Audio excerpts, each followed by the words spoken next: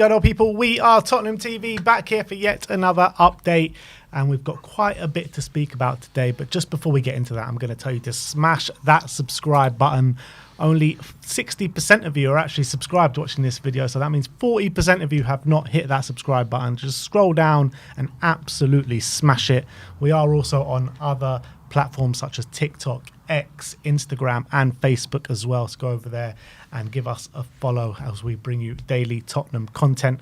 But let's get into this Tottenham update, and we did bring you about a month ago now that Spurs are planning a pre-season game against Arsenal in Hong Kong, and that has been confirmed by the club now. As they say, Spurs have confirmed their first pre-season friendly ahead of the 25-26 season. Spurs will play Arsenal at the K-Tak Stadium in Hong Kong on the 31st of July, with a open training session on the 29th of July, I believe, as well. The last time Spurs met Arsenal in a pre-season friendly was August 2021, with Spurs taking the win that day. But Arteta bottling it. Arteta in bottling argument with Højbjerg, I remember, getting backed up. But this is actually quite historic because it's the first time Arsenal are going to play Spurs outside of England. Amazing. And it's never a friendly, when these two take on each other. So I'm very much looking forward to it. We'll see if we can make our way out there and get to the game. And we're going to try our best. But fantastic occasion. I'm looking forward to it. I don't know who the manager's going to be. A lot up in the air. But it's going to be a great game. I know that. Yeah, absolutely. Next up, we're going to talk about... Wait, is there a trophy up for grabs? Any mention of a trophy? No mention of a trophy. No mention of a trophy. It's actually interesting, because this stadium was only built like a year ago. So it could be quite a big, nice stadium to go to. Big stadium, then? Yeah, 50,000. All right.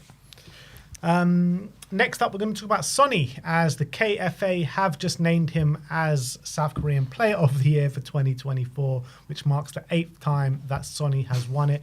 2013, 14, 17, 19, 20, 21 and 22. So Sonny picks up the award once again. So he didn't win it in 23? That was when he had his bad season, I guess. Probably Kim Min-jae won it that year. Kim Min-jae won it, yeah. But fair play to Sonny. Congratulations to him. Well deserved. Good I guess it was kind on of the reward. Back of scoring 17 goals last season. And this season he's still got quite a lot of goal contributions. But is it they do it by calendar year, not by season, I'm guessing? Well, I guess so, because the award's just been announced now. I don't know. It's kind of midway between the end of the calendar year and the end of the season. Well, richly deserved, I think, Sonny. Congratulations. Yeah. I don't think any Korean has been better than him in the last calendar year. So no, but I think there are kind of up-and-coming ones that are maybe going to be candidates for next year. You're looking at Kangin Lee, you're looking at Kim Min-jae again, and these kind of players. So maybe he's got his Heung-min. Maybe he's got his work cut out for him. Sure, needs to keep up his standards if he wants to keep that award. May as well mention it. Heung-min scores his first goal for QPR. Really nice goal, actually, on the edge of the area, battering it into the far bottom corner. Good to see him get on the score sheet. Also, it was weaker foot, left foot across the face, as you say. A lot of people saying it was a Sonny-esque kind of goal. Wasn't quite, a goal from the Sonny zone curling into the far corner, but it was more on his left foot, on the edge of the box, on the left-hand side of the D, cutting across the keeper into the bottom corner. The game was 3-0 to Stoke at the time, so it was a bit of a consolation goal, but really nice finish from him and showing he's maybe getting more up to speed with English football. Yeah, exactly. Everyone was asking before he came, can he do it on a cold night at Stoke? Well, he's just it was fairly warm, to be fair. And Alfie Dorrington as well, by the way, scores his first goal for Aberdeen. So lovely really finish. Nice header, yeah. Was it a header? No, it was a... Yeah, no, you're right. It was a nice finish with his feet. Yeah. Around the penalty spot. Yeah, I couldn't actually believe it. When I saw it, I was like, the corner's coming in. Surely he's just going to head her in. But then it kind of falls to him and he bats it in, doesn't he? Top bins. Yeah. Lovely goal from Alfie Dorrington. Now, a lot of transfer speculation to get into. A publication out in Turkey called Aksam, very reliable, of course, says that Tottenham are showing interest in Fenerbahce star Sebastian Szymanski ahead of the summer, but potentially face a battle for his signature with Champions League hopefuls Nottingham Forest. Szymanski has scored 5 goals and provided 9 assists this season. I mean, this is kind of one of the stories that you start to hear before every single transfer window. I've stopped listening to any of these Turkish media outlets, honestly. They don't know what they never get anything right. Tottenham is always such an easy club to throw in the hat. Whenever they're linking a player with a team in England, they always throw Tottenham in there. It's never true. When we done any business with Turkey, I can't even remember, in Turkish clubs. I guess we sold Sanchez. We sold Sanchez. Sanchez and Ndombele. And when we ever bought anyone from Turkey? Bought anyone? No, never. I can't remember, Ed, we bought anyone from Turkey in recent years. No, we've only kind of got rid of players there. Yeah. We've never actually bought. I don't know. I just think they're never. I only ever hear these links from Turkish outlets. You never hear them from anyone from here in Europe. So I doubt there's any truth to it. I like Szymanski though, but I just don't think there's any truth to it. Another publication is saying that Paratici has been involved in discussions regarding midfield reinforcements for the summer window. He's understood to have put Torino's Samuel Ricci and Atalanta star Ederson on Spurs' radar. Two very good midfielders. For sure, Ederson. I know there was a lot of talk about him last year, maybe joining Liverpool and all these different things. It never happened. Obviously, he was the star in. I know Lookman scored the final, but he was getting a lot of plaudits for that Europa League final performance he put in against Leverkusen. He was absolutely fantastic. Obviously, Atalanta having a fantastic season again this season. Getting looks like they're going to get back in the Champions League again. He's been a big part of that. Although one interesting thing is apparently Gasperini announced that he's leaving at the end of the season, or something. I heard, or maybe he said he's not going to sign a contract. Apparently there's links to Roma, so if he's leaving, maybe that could signal a bit of an exodus maybe for a few of their star players, and he would be definitely in that category. So I think he'd be fantastic for us. We need someone like him, just that little bit, the guy who can just dominate physically in the middle. I definitely think he's someone who's needed. And I was thinking about it as well, if obviously Ange isn't going to be here, and if we don't play like that kind of lone six role next season, then maybe we don't need a kind of player who has to play a six. And maybe we could go with someone who's more double pivot. Ederson would be perfect for that. Do you think, though, like Spurs would look to bring in him and a Cardozo? Yeah, potentially, I would say. Need two to leave, though. If we're not gonna play a lone six, then you got him and Cardozo, Bentancur, Bergvall, Sarr. I guess depends on if European football a lot. See, all those players you mentioned just seem like a lot of players just for two roles, though, particularly with no European football. If there's no European football, yeah. Which will be interesting. I think like to bring in a Cardozo and an Ederson, I think probably both Bentancur and Bissouma probably would both have to leave. Yeah, fair enough. Next, and by the way, on Johnny Cardozo, he scored a brilliant goal over the weekend. I don't know if you saw it in the derby. Lovely goal. Betis against Seville. What a goal that was. He's having a fantastic few weeks. And he even mentioned, I don't know if you got it there, you mentioned... I don't have it here, but yeah, he did mention He mentioned the Spurs deal, and he said, it's something that gives him a lot of pride, being linked with Tottenham. He's just focused on Betis right now, but he said, yeah, it's true, there is something there with Tottenham, which we all know, but quite interesting to hear him talk about it. Yeah. I do think Spurs. I think it's a no-brainer for Spurs at this point with the season that he's having, with the price that he's going for. I think it's just a no-brainer at this point to bring him in at the end of the season. Another publication, Give Me Sport, saying that Tottenham want to finally bring Jack Grealish to the club. However, the attacking midfielder would need to take a pay cut to join Spurs. Grealish is currently earning 300 grand a week at the Etihad. Tottenham's wage structure means that their star players do not earn more than 200 grand a week, and that would put him in line with their top earners like Son Heung-min. I mean, it depends how kind of desperate Man City are to kind of wanting to get him out the door. I mean, he's seen hardly any game time this season.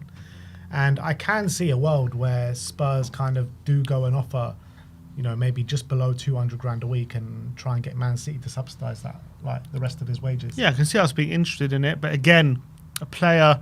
I'm not saying he's a bad player. I like him. I wouldn't mind Tottenham signing him. I'm just saying the fact of the matter is he's a player who hasn't had the best couple of years. He's now getting close to 30. You would want to make him one of our highest paid players in a position off the left where we are kind of do have a lot of talent there, albeit he could play the number 10 as well, but we do have Kulusevski and Maddison there. Splashing a lot of money on him doesn't seem to be something that Tottenham are probably going to do.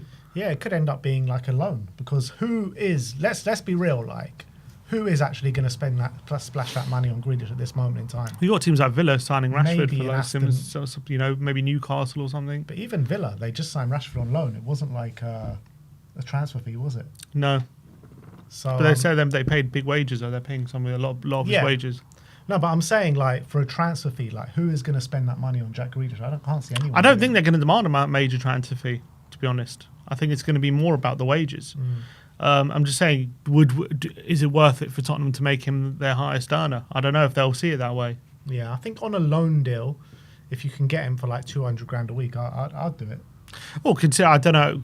I mean, reports are saying, I don't know how true it is. Reports are saying we're paying Werner 167 grand a week. So if we're willing to pay him for that for a loan, then we probably should be able to be willing to go to 200 grand for a week for Grealish. But for me, if we're getting him on loan, that's like a backup option. Yeah. It's not something I would like to pursue if early on in the window. I'd rather try and get someone who really believe can be the future here. Yeah, no, I agree with that. Next up, we're going to talk about Jonathan David. iSport says that Tottenham have now reignited the interest in signing Jonathan David. David is hot property after scoring 14 goals in the French league so far, and 14 goals so far, and his goals and assists against the USA in the recent international break. The Mail say that Newcastle have joined Tottenham, West Ham, Arsenal, Chelsea, Manchester United and Liverpool in the race to sign Jonathan David on a free transfer. And Sasha Tavoleri says that David is demanding a gross salary of 9 million euros per season, plus a signing on bonus of 15 million euros, not to mention the commission fees to the agents of around 10 million euros. So, I mean, that does sound like a lot of money, but if it's a free transfer, it's actually not that much. And it's not like, I mean, the figures wouldn't be that high if it was not a free transfer, but you still have to probably pay a signing on fee and agents fees, even if you sign them with the transfer fee. So it's not like this is unexpected. Obviously, when it's a free transfer, there's those figures are going to go up. But when you're talking about 15 million signing on fee, like if that was the transfer fee, you wouldn't think twice about it. Yeah, exactly. In terms of the wages, that's 9 million a year to around 170,000 a week. Which is euros. So it's 150, 160,000 a week. Not a bad price for someone in his goal scoring record in France and his skill set as well. The only question mark is, is he going to be good enough to adapt to the Prem? I think that's the only real question mark, because he's been banging the goals for Lille for a few years now, quite consistently. And it's quite interesting to see how everyone's not really touched him in terms of being serious about bringing him into their club, because you would have thought someone with that kind of goal scoring record would attract a lot of attention. And every summer he's always linked, and no one ever really is serious, it seems, about bringing him to one of the top 5, to Spain or England or whatever. So is there something we're not seeing in terms of when people are scouting him that could indicate he might not be fit for the Premier League or something? I don't know, but I really like the look of him. I know in the last tournament, World Cup international tournament, wasn't great, but he was quite good in the what was the international tournament? Was it the Copa where they were in? Yeah, he was quite good in that, wasn't he? So, and he was very good in the Champions League this season. He was very good in the Champions League. So that to me indicates he can do it at the top level. And France isn't as bad as everyone thinks it is as well. So I think I for one would love Tottenham to bring him in. I also think, imagine if we ever get to a stage where we need two up front, imagine him and Szymanski up front together. That would also be a brilliant kind of partnership, I feel. It says here he's played 14 games in the Champions League. How's that possible this season? Because they played... So yeah, it's 14, maybe if they're including some kind of qualifiers. Maybe, but it says in 14 games he got 9 goals and 4 assists. Because they played 8 group stage. Then in the 2, they played another. They probably got into the playoffs, not the automatic. That's another 2, and then they just played another 2. That's already 12. So probably a qualifying as well. Qualifier or something, yeah.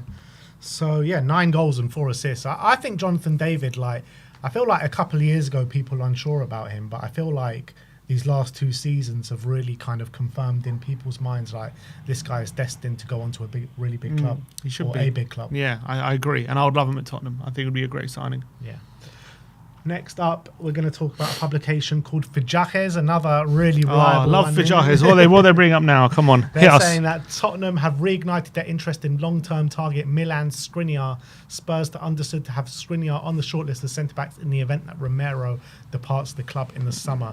I mean, this guy plays for Fenerbahce now, you know what I mean? Why would we bring him in to replace World Cup winner Cristian Romero? Yeah, no chance. Maybe a few years ago, but not now. The reality is no one was really that interested when apparently we were interested in January, but it was only on a loan deal. We were never really going to buy him permanently. So no, I don't believe this. If we were, I wouldn't say, I would more believe it if it was a backup to Romero. To replace Romero, no chance. I just don't see it happening. And look, I think he's a good defender, to be honest. And under a new if we had a different manager next season who played a different way, maybe he could work. But I just don't see him replacing Romero. Paul O'Keefe was talking about if Paratici really likes Simone Inzaghi, and who's the other one that he said? Terzic. And Terzic. I mean, Terzic, no, but if like Inzaghi's here, I can imagine Skriniar being quite a good fit for that. I agree, although he's the one who just let him go. Yeah, that's also true. But I mean, he does have better options there. I mean, do we have better options? No, but I'm sure he would want to bring in better options. I'm guessing if you just let him go. But maybe he could bring him in as backup. Yeah. All right. Well, anyway, let's move on and talk about a publication called El Nacional. They say Barcelona forward Ferran Torres is the target of Aston Villa, Newcastle and Spurs. I mean, he's starting to score a few goals, Ferran Torres, in the last couple of games because Barca because I think Rafinha away from international duty and what have you. And Torres has actually scored a couple goals in the last couple of games. He's a good player. Yeah, he's a good player. I think he would improve Tottenham, but is he a star player? I think he's like a Pedro, you know. He's like a player who supplements the better guys. But is he the one who can be the star in your front line? Is that what we need? A star player in that front line? I feel like that is what we need. He did score. He scored 2 goals against Atletico Madrid the other week, didn't he? He did. In a 4-2 win. I've never really fancied bringing Ferran Torres to Spurs too much, but now I look back at it and I look back at how a lot of people were shitting on Rafinha, saying, is Rafinha good enough for Spurs? And then now you look back on that and that's the most laughable kind of debate anyone ever had, because obviously Rafinha is more than good enough for Spurs, probably too good for Spurs with what he's showing at the moment. He's probably one of the best wingers in Europe right now. And I'm not saying Ferran Torres is going to be one of the better wingers in Europe or best wingers in Europe, but I feel like we should probably not laugh these kind of players out the door too much, because I think they're probably just as good or better than what we have. I never said they're not. I said he's a good player. I just don't know if he's a star player. No, you know what I mean? I don't know if he do we need better than him potentially. Yeah, I said he improves Tottenham. I think he improves us, but I feel like he's more of a guy he's more of a facilitator. I don't know if he's the guy you want as your star man. Is that what we need? I mean, just because we sign him doesn't mean he's our star man, does he? I mean, where would he fit in at Spurs in terms of the kind of setup? Like the Brennan Johnson role, false 9 for Barca at times. Yeah, I know, but he's very versatile, isn't he? I don't think we would sign him to play false 9. I think we'll probably sign him to play on the wing, I'd assume. Although he can play there, he can play the number 10 as well. But I don't think we sign him to play there. I think I'm just looking at his starts for Barca. I mean, more. He usually only plays in the 9. He doesn't really play on the wings for Barca. Then I don't think we'll sign him. Next up, we're going to look at a publication called Kicker, and they're saying that Bayern Munich are considering cutting Mathis Tel loan at Tottenham Hotspur short so they can play him in the Club World Cup in the summer in preparation for the inaugural edition of the expanded World Club Cup, which begins in mid-June. Bayern are giving serious consideration to recalling all their loan players before the tournament begins. First of all, does the tournament not begin after the season ends? So why would they have to cut it short? Maybe in case the player gets injured or something. I don't know. It starts like literally a couple of weeks or something after the season ends. And second of all, Tottenham have paid £10 million for this loan. So I doubt there's a clause that they can just cancel it whenever they want. So I just don't believe that whatsoever. Yeah, I kind of agree with you. I mean, it's pretty much how is it even possible that could happen? You can't pay £10 million for a loan, then Bayern can just call up and say, you know what? Only way it could happen is if there's a clause, a recall clause, and I doubt Tottenham would agree to one after paying £10 million. I just don't see that being possible. I agree.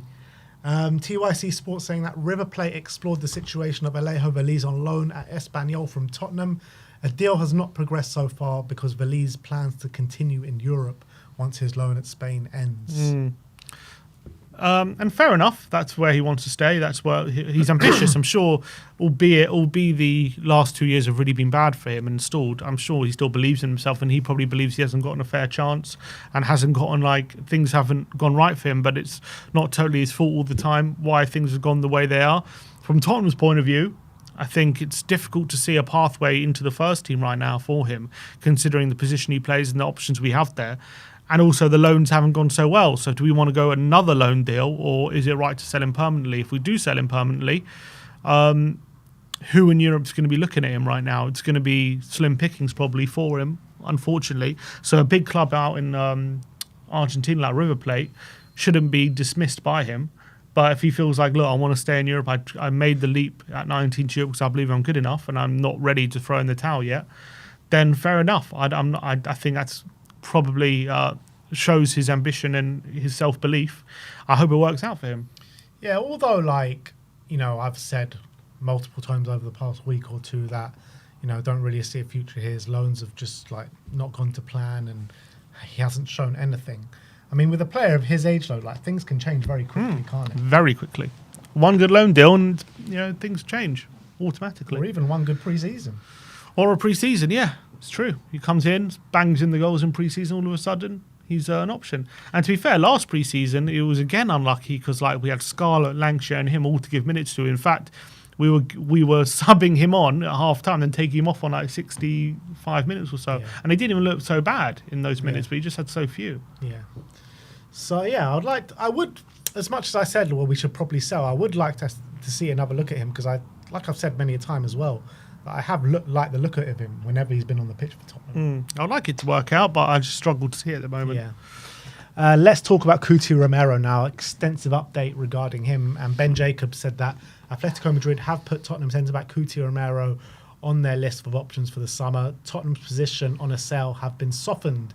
So if we go back to the winter, Spurs were thinking of extending Romero's contract. Now he heads towards 2 years left in his contract. Tottenham are prepared to sell, and this is a move driven by Diego Simeone. And I can tell you that Atletico have already made contact with Romero's camp, and they're looking to pay something in the region of 33 to 44 million, 40 million euros or 33 million pounds, which is crazy talk, to be honest. Now Tottenham paid 43 million, so that's 50 million euros, and about 6 months ago he was being linked to Real Madrid and the price was about 60 to 70 million. Now it's likely to be lower than that, but instead of it being Real Madrid, although they are looking for a centre-back, my understanding that Atletico Madrid are the most serious suitors for Romero, and there is a concrete possibility that Tottenham might be prepared to sell. The Independent say that Daniel Levy has informed Real Madrid that under no circumstances they'll need to pay a minimum of £100 million to start negotiations for the transfer of Cristian Romero. Football Italia saying that Inter Milan vice president has expressed an interest in signing Romero as well, saying in an interview a few days ago how much he liked the defender, and the Argentine is understood to be keen on leaving Spurs in the summer. And Sasha Tavoleri says that Kuti is interested in the Atleti project.